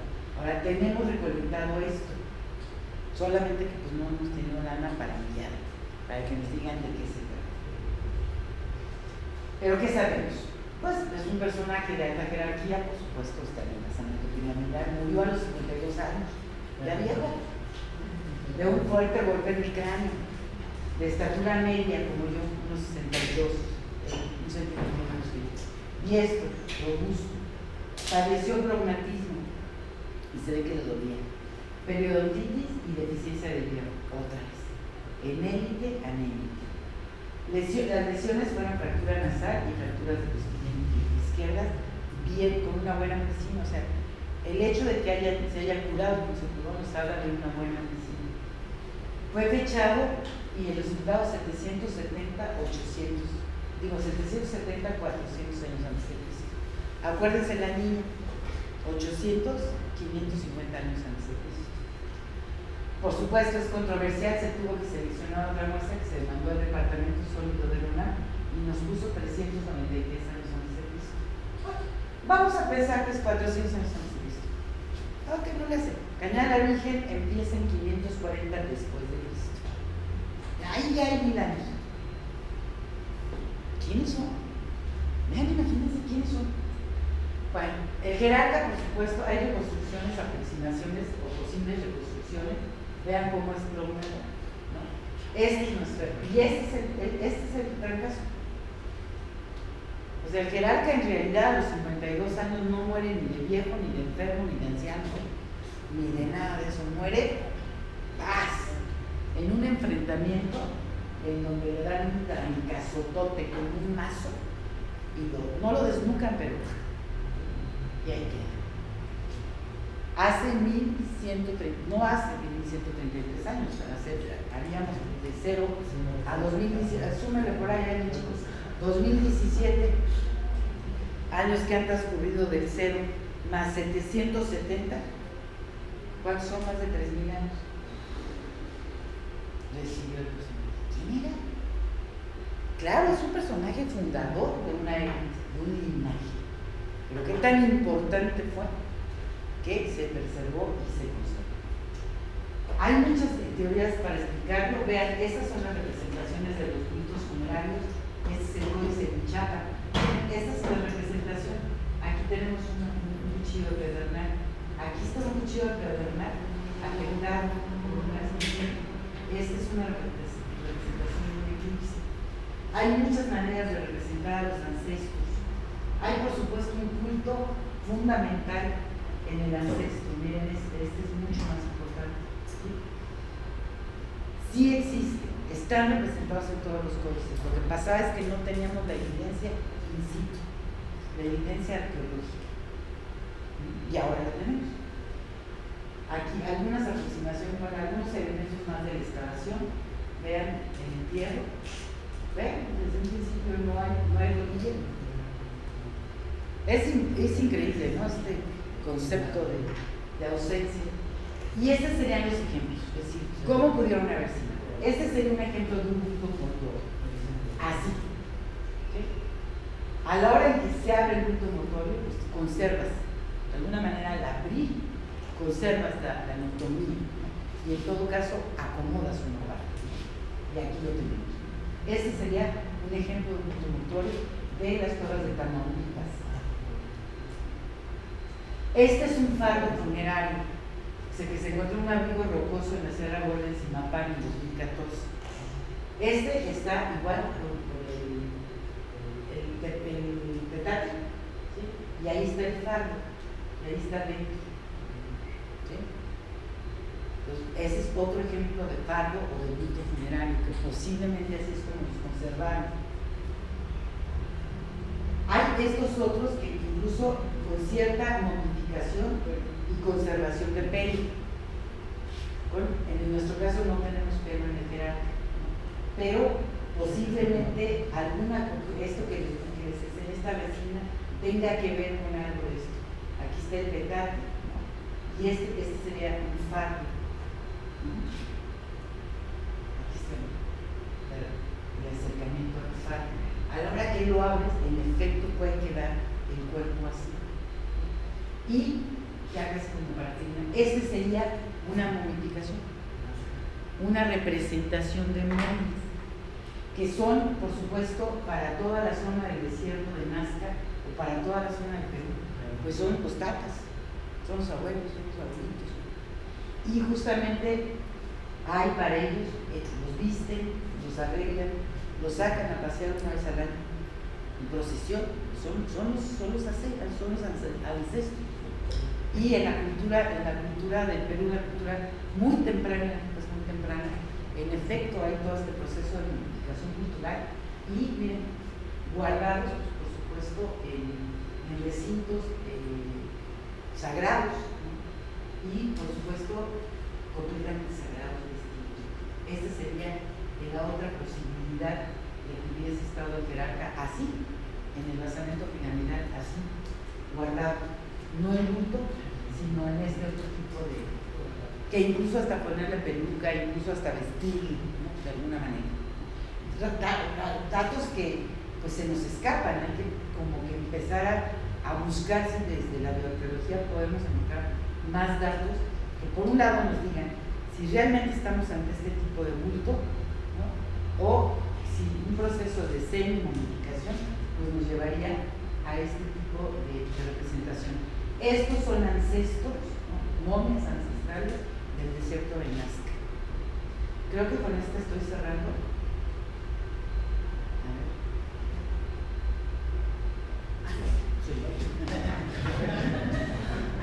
No, bueno, parte de la ofrenda, ¿no? Bueno, pues las ollas de arco levantado. Aquí hay algo que es muy interesante. No se pudo unir todo, pero este es un brasero que tiene elementos de Tezcatlipoca en pintura. Tenemos estos incensarios, este que es divino, que es como una nariguera, que ya sabemos que es en realidad nariguera, que en realidad es como mitad murciélago, mitad colibrí, ¿no? Las espinas, ¿no? Lo mismo trae cascabelitos, traía aparte pulseritas, como el de la nieve. Pues hay que empezar como cada uno de estos elementos, la poca iconografía, a tratar de entender cómo que realmente iconográficamente hacia dónde podríamos ir para terminar de explicar. Esta la vimos del otro lado y pues es un ave, ¿no? Y es completamente distinta. A mí siempre se me ha parecido un murciélago colibrí. No sé, ¿tú qué opinas? Esos son los de acá que son. Los de acá. El rectangular y los. ¿Quién sabe? Así está. ¿No es hueco? ¿No es hueco?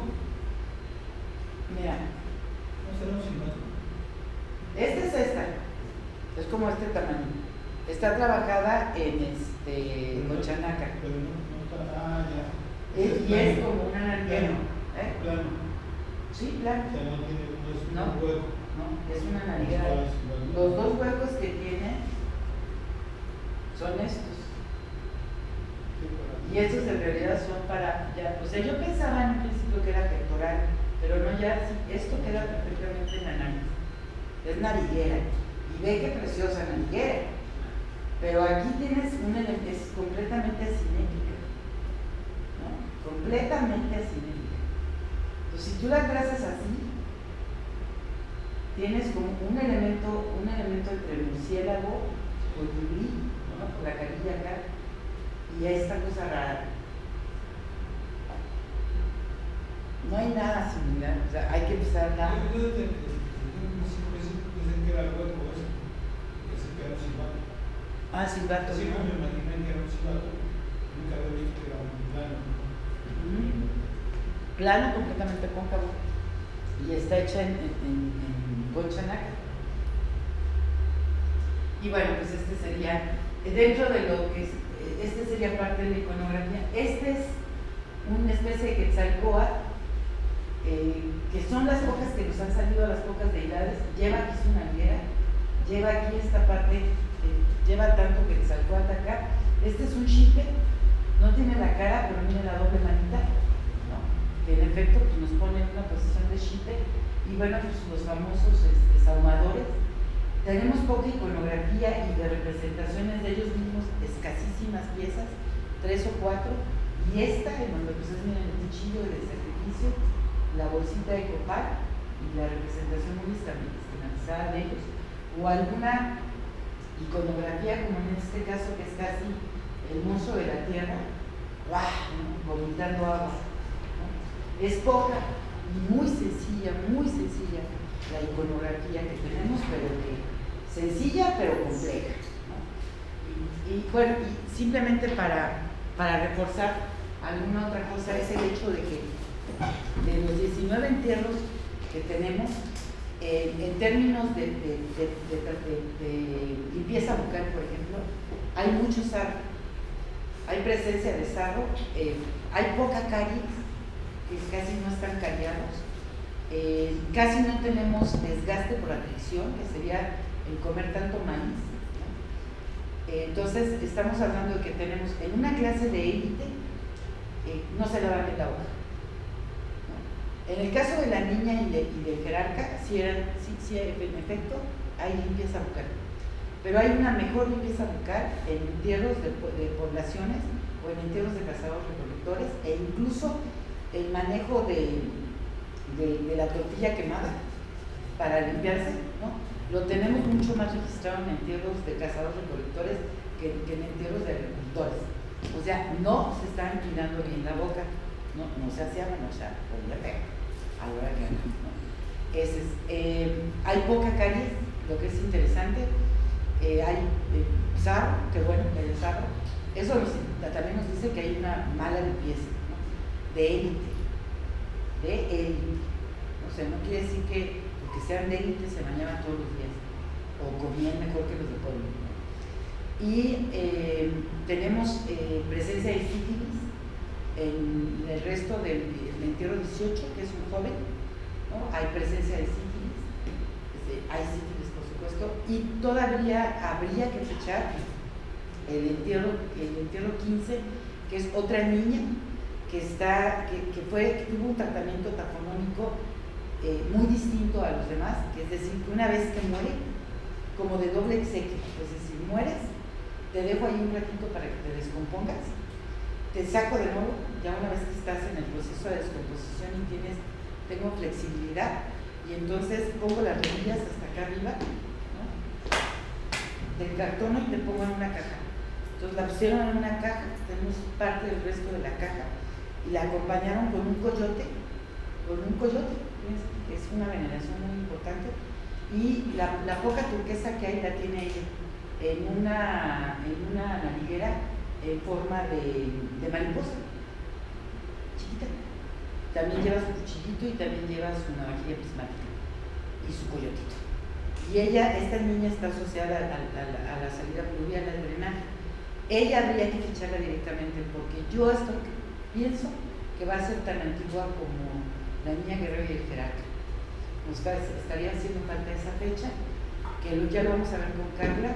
Y bueno, con todo esto de avances de bioarqueología, pues vamos a empezar a conectarnos para sacar estroncio, oxígeno también, ya hay pruebas de oxígeno en dientes, que también nos pueden permitir saber de dónde son, qué tipo de alimento, dieta, también tratar de, en primer lugar, establecer de dónde procede, o sea, de dónde viene el jerarca y de dónde viene la niña, ¿no? Y hacia dónde están vinculados, ¿no? Entonces, eso bueno, nos daría muchísimas más líneas de investigación. La otra, pues, es si la niña murió o no de parto, si la niña es o no pariente del guerrero, si es la mamá, ¿no? Si es la esposa, o si es la cabeza del linaje, ¿no? Junto con el jerarca, ¿no? Y bueno, de los otros entierros habría también que ya preguntar más certeramente. Por ejemplo, nos habían dicho aquí incluso en el diplomado, con las huellas de los dientes se podría saber cuántos partos había tenido una mujer, pero no se puede. Ya hablé con los bioarqueólogos, ya hablé con los antropólogos físicos, con los forenses, y no es tan fácil, ¿no? O sea, sí puede marcar una línea de descalcificación, pero aún no se tiene el dato para poderlo vincular al proceso de embarazo, ¿no? Entonces, por ese lado todavía nos faltaría. Y pues lo que pasa es que con la nueva línea de bioarqueología, en la medida en que ellos van avanzando, pues las preguntas se van abriendo, ¿no? Entonces, pues esto es así. De pronto, una hipótesis puede llevarte a que no es, pero aunque no sea, ya es un avance en la ciencia, ¿no? Incluso si buscas que falleció, preguntar que falleció como una ciguateteo y todos te dicen no, ese es un avance en la ciencia, ¿no? Entonces, bueno, pues yo con esta los dejo para que tengamos un momento de preguntas, ¿no? Gracias.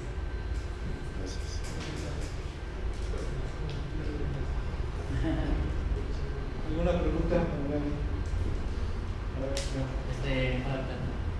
¿Es posible, por lo que comentas, que el jerarca lo haya traído de alguna región? O sea, que tal vez hubiera sido como una voluntad de algún pueblo y que llegara a esta parte de Cañar y que dijeran vamos a mantener nuestro jerarca aquí y vamos a, no sé, a fundar una ciudad, un establecimiento, y con el tiempo, con la evolución, pues vamos cuidando y dándole este aspecto. O sea, en pocas palabras, que se estuvieron cargando durante un buen tiempo los trajeron a otros lugares. Históricamente, por ejemplo, en el códice de la tira de la peregrinación, está perfectamente documentado que los mexicas agarraron sus cultos y se vinieron. ¿Y cuánto duró la peregrinación? 260 años. 260 años. Entonces, históricamente podemos documentar que en efecto hay una práctica cultural, que los pueblos levantan su gente y traen a sus cultos. Ahí se ven ellos con su huitzilopochtli. Ahí traen a su dios y traen a sus ancestros, ¿no? En casi todos los códices de la Mixteca están representados los ancestros, todos. En todos, ¿no? En el de Huichapan está representado el ancestro. Entonces, sí es una práctica común, ¿no? Ahora, la pregunta es ¿de dónde? Sí. En términos de fechas, 700 años antes de Cristo, cronológicamente correspondería como a tubas de tiro. Es decir, como el único que dices, bueno, 700 años antes de Cristo, tenemos las tumbas de Lopeño 1500 años antes de Cristo, y tenemos todas las tumbas de tiro del presidente de México, Huachimontones, 700 años antes de Cristo. Ahí está, o sea, la cultura que está floreciendo en ese momento para el occidente de México es tumbas de tiro, ¿no? Como una cultura agraria. Si por ejemplo el jerarca tiene una dieta en hueso y podemos sacar que en efecto hay un sesgo de alimentación hacia mariscos, pues en efecto nos estaría situando muchísimo más cerca de tumbas de tiro, ¿no? Pero ¿quiénes son tumbas de tiro? Porque nosotros estamos diciendo teotihuacanos y tumbas de tiro sin saber cuáles son nuestros contingentes humanos. Tumbas de tiro también es un contingente que no sabemos cuáles fueron, o sea, cuál es su raíz lingüística. Hay quien hemos aventurado posiblemente purépecha y un purépecha, un prepurépecha, ¿no? Que lo vincula con lo quechua y lo quechua vincula con este tipo de formas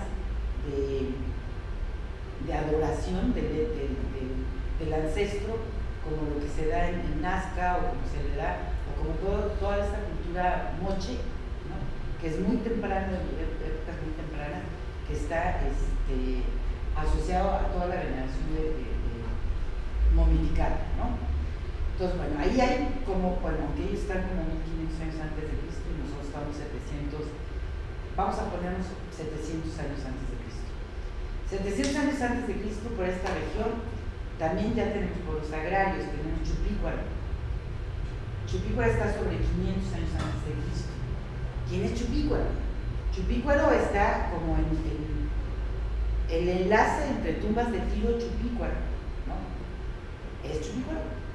En términos cerámicos, no tenemos nada que nos hable de que tengamos una tradición chupícuara. Lo que sí podemos, en algún momento cuando podamos determinar ADN también nos va a dar genética y nos va a dar raza, comiendo las ¿no? Nos va a dar raza, ¿no? Entonces, si nos confirma esta cuestión otomandiana, entonces lo que sí podremos pensar es que el otomán es incluso mucho más antiguo e incluso podríamos aventurar que mucho de que Chupícuaro mismo es otomán y que ciertas tumbas de Tiro o cierto elemento de tumba de Tiro podría ser otomán, ¿no? ¿Por qué? Porque no, en realidad nunca se ha aventurado y nadie se ha aventurado a decir los contingentes étnicos de la tradición tumbas de Tiro son fulanos. Nada. Entonces, una vez que con Carla establezcamos esta cuestión del genoma humano, habría que empezar a tratar de buscar entierros de tumbas de Tiro para saber si en realidad tenemos ahí alguna correspondencia de parentesco. O sea, va para largo tratar de saber de dónde es, igual el estroncio nos lo va a dar, pero en términos de región, de época, de contingentes, de quiénes son en realidad estos grupos étnicos, sí vamos a tardar un poco más. Pero bueno, qué padrísimo, ¿no? Por ahí va la información y es una muy buena pregunta. ¿Sí? ¿Alguien más tiene una pregunta, duda? El cuchillo que se encontró en la tumba de la niña, ¿qué material es? Obsidiana.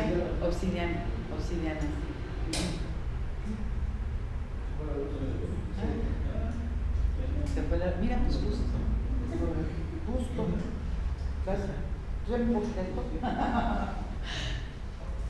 Ay, perdón, no lo debo tocar, perdón. No, sí está bien, todos sí van grabando. Sí, gusta hacerlo. Pues espero que les haya gustado. Aquí tienen otra pregunta. Yo tengo otra. Lo Sí. que comentas de que, por ejemplo, primero se veneraban a los ancestros, por lo que comentas de la ciudad, bueno, de Cañada, y que luego, al parecer, llega otro grupo étnico, alguien invade, ¿no? Porque ya aparecen como adoración a dioses, a que se pueda o sea, esas personas llegaron y establecieron un cambio de poder, de política, incluso religiosamente. Son los mismos. ¿Son los mismos entonces? Son los mismos. Haz de cuenta que es el PRI y el PAN. Okay. Son los mismos mexicanos. Entonces, en esa sociedad hubo una guerra interna o qué pasó? Debió haber habido. O sea, debió haber habido un Sí, proceso interno de descomposición interna social, ¿no?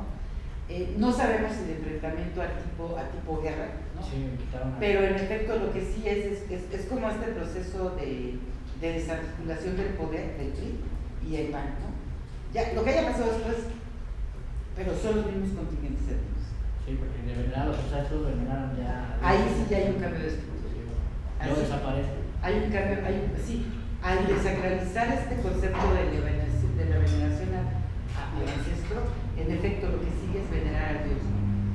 Y lo que también hay que analizar aquí es que el pueblo que pensó, proyectó y creó una ciudad, así como cuando los mexicas salen pensando en construir una ciudad, ¿sí? Y que ese mito los lleva en esencia a la Cuenca de México y pasan todo lo que tiene que pasar y tiene que aparecer el águila en el nopal y todo este rollo para poder construir su ciudad, y que es una ciudad planeada, es una ciudad pensada, ¿ya? Y es una ciudad antigua en el pensamiento, ¿sí? O sea, México Tenochtitlan no es lo que es nada más porque sí, porque esta es una ciudad planeada, planificada. Cañada de la Virgen es lo mismo, pero Cañada de la Virgen, lo que en efecto podemos sostener, ya no como hipótesis, sino como un dato ya arqueológico, es el hecho de que la planeación de Cañada de la Virgen requirió de observar 1000 años el cielo, de observarlo. ¿Por qué? Porque el lugar que eligieron para poner esa ciudad y traer a sus ancestros de, no sé, es que no es mi bisabuelo, es hasta allá, ¿no? Son 700 años antes, 1000 años antes de construir la ciudad. Aquel señor dijo que había que construir, ¿no? Pero al construirla, replicaron los fenómenos celestes.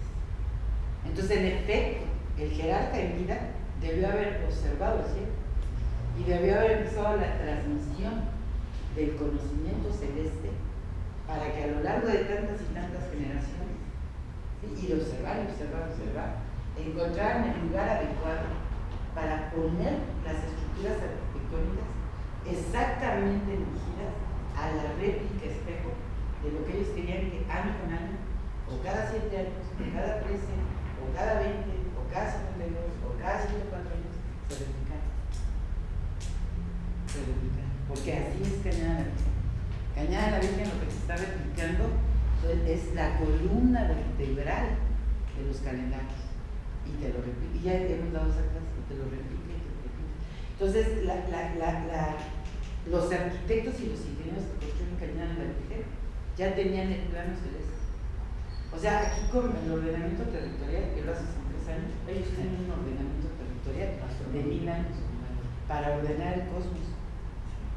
Ordenar el cosmos en un espacio sagrado, humano, de escala humana, porque además Cañada de la Virgen es de escala humana, es amigable. No es como Teotihuacán, en realidad es escala santuario, ¿no? Y lo vemos en sus ofrendas, en su pintura, no es esta cosa barroca, ese barroquismo al exterior, no, es un concepto muy íntimo. Esa escuela, Cañada de la Virgen, es una escuela de formación de observadores del cielo, pero para que se llegara a construir así, desde el jerarca debe haber sido el primero que transmitiera el conocimiento. Entonces no solo es el culto, es el conocimiento de generación a generación. O sea, el culto es lo que representa simbólicamente, ¿no? Porque si aquí te doy el culto, te doy el conocimiento de todo el cosmos y tú se lo das a él, tu conocimiento, y lo cuidas, ¿no? Y así. O sea, es bien difícil, pero eso es lo que es. En el libro, el primer libro de nosotros, en el mercado, está un capítulo de Gaby precisamente del análisis astronómico de Cañada de la Virgen. Está en la biblioteca, está aquí. Sí. ¿Algo más? ¿Qué habrá pasado a tantos pies y manos? ¿Perdón? A todos los pies y las manos, ¿qué habrá pasado? Se suponga una Ahorita estaba pensando que no sería que, bueno, al menos no decidirían las dos. ¿Al jerarca? No hay corte, o sea, lo que pasa es que no hay un corte, o sea, hay un muy buen corte, pero no es un corte de sacrificio, ¿no? La otra es, la otra cuestión es la reliquia, que hayan quedado como reliquias, También. o se las hayan llevado como reliquias, porque si saben, acuérdense que les puse una diapositiva en donde les dije que hay una partición lingüística. O sea, la gran familia otomaniana queda la parte otomameca y la otra se va, ¿sí? Yo lo que estoy planteando es que en efecto el ancestro es para los que se fueron y queda el hecho de decir, allá está mi ancestro, y me llevo mi reliquia de mi ancestro. Pero hasta que eso tendría que aparecer, si de repente apareciera, por ejemplo, en Montalbán. Así. Y que fuera del jerarca no. Pero bueno, es meter un cuello en una peluchita así.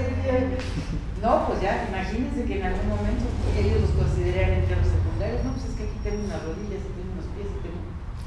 Habría en todo caso que empezar a buscar en la literatura arqueológica, en los enteros secundarios, si no tengo por ahí solamente esto puesto en algún otro lugar, ¿no? O sea, esto va a hacer que tengamos que mover muchas preguntas y mucha literatura, ¿no? ¿Dónde están las manos de todos? Igual se las llevaron, igual nosotros estamos interpretando mal la desacralización y resulta que no, que es la reliquia. Y que la reliquia, déjenme decirles que el concepto de reliquia, que habría que darles una plática de concepto de reliquia, es impresionante. O sea, todo el siglo XVI está lleno de las iglesias de reliquias.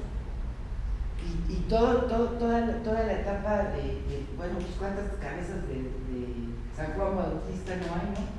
Y no sé, yo les sugiero que lean un libro que es extraordinario, de José Saramago, que es el viaje del elefante. Ah, sí. Le regalan a un rey X un elefante, y la historia es que te tienen que llevar el elefante de un país a otro país para regalarle el elefante, ¿no? Entonces toda la trayectoria que va llevando el elefante y cómo el elefante en este viaje va creando las ferias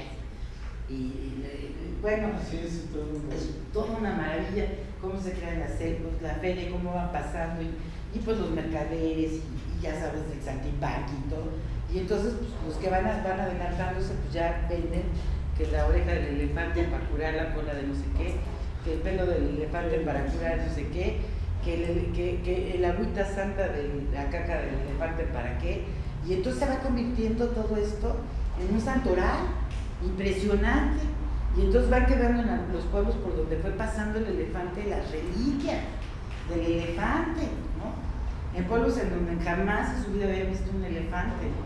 Entonces este concepto, y lo maneja Humberto Eco también en Baudelino, creo que se llama el libro, maravilloso de cómo van todos los, por ejemplo, los templarios o toda la guerra de las cruzadas con el pedacito de la espina de Dios y bueno, la pobre, ¿cuántas? Fue una, ¿no? Una corona. Y hay tantas reliquias de la corona de Cristo por tantos lados y se ha vendido tanto que parecería que Cristo hubiese tenido 100,000 coronas, ¿no? Pues lo mismo, y traían la cabeza y traían la corona y es la reliquia. Y las monjas, por ejemplo, pagaban para que sus reliquias, y además en sus testamentos en el siglo XVI están, que dejaran, y que mi hígado en el Sagrado Corazón de Nuestra Señora, y mi paz y mi pulmón derecho que en el fulano tal, en la de las Carmelitas, mi pie izquierdo con mi nalga izquierda en el tal de tal, y entonces todo su cuerpo se dividía y quedaban reliquias en todos lados. Es impresionante el estudio de las reliquias, entonces por ahí en algún momento me tendré que meter a estudiar reliquias, y tal vez nosotros tenemos también un culto, o sea, un ancestro, pero que también los huesos que no están son reliquias en otros. Pero arqueológicamente no lo puedo decir. O la posibilidad de que se den con instrumentos musicales también, ¿no? Una flauta, una espada. Pues sí. Solamente tengo, en Cañada de la Virgen tenemos solamente un fémur, un fémur trabajado en forma de burí y para colgarse, ¿no? Tenemos también otro instrumento de parietal como especie de pulidor muy fino, y tenemos otro instrumento en hueso que aparentemente, todavía habría que confirmarlo, es un enema. Sí. Pero no tenemos instrumento musical. Sí. Todavía no encontramos instrumentos ¿Quién sabe? musicales. ¿Quién O sabe? todavía no hemos visto que algunas vasijas puedan haber funcionado como instrumentos musicales. Lo que sí tenemos es que los estudios de arqueoacústica en Cañada de la Virgen, finalmente, después de esta tesis de doctorado de este cuate, sacaron que la acústica, que sí está planeada, por supuesto está planeada para dos instrumentos musicales, que es el teponaztli y el caracol, y para la palabra.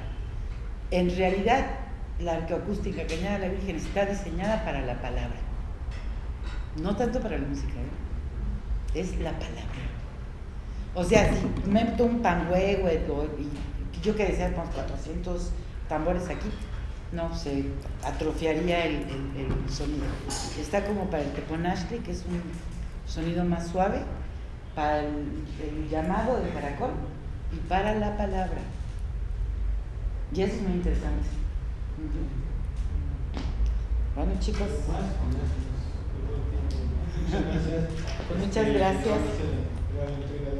El proyecto cultural León Prehispánico otorga el primer reconocimiento a la arqueóloga Gabriela Cepeda García Moreno por su inaugurable aportación en la quinta semana de Arqueología en León con la conferencia Bioarqueología en Cañada de la Virgen.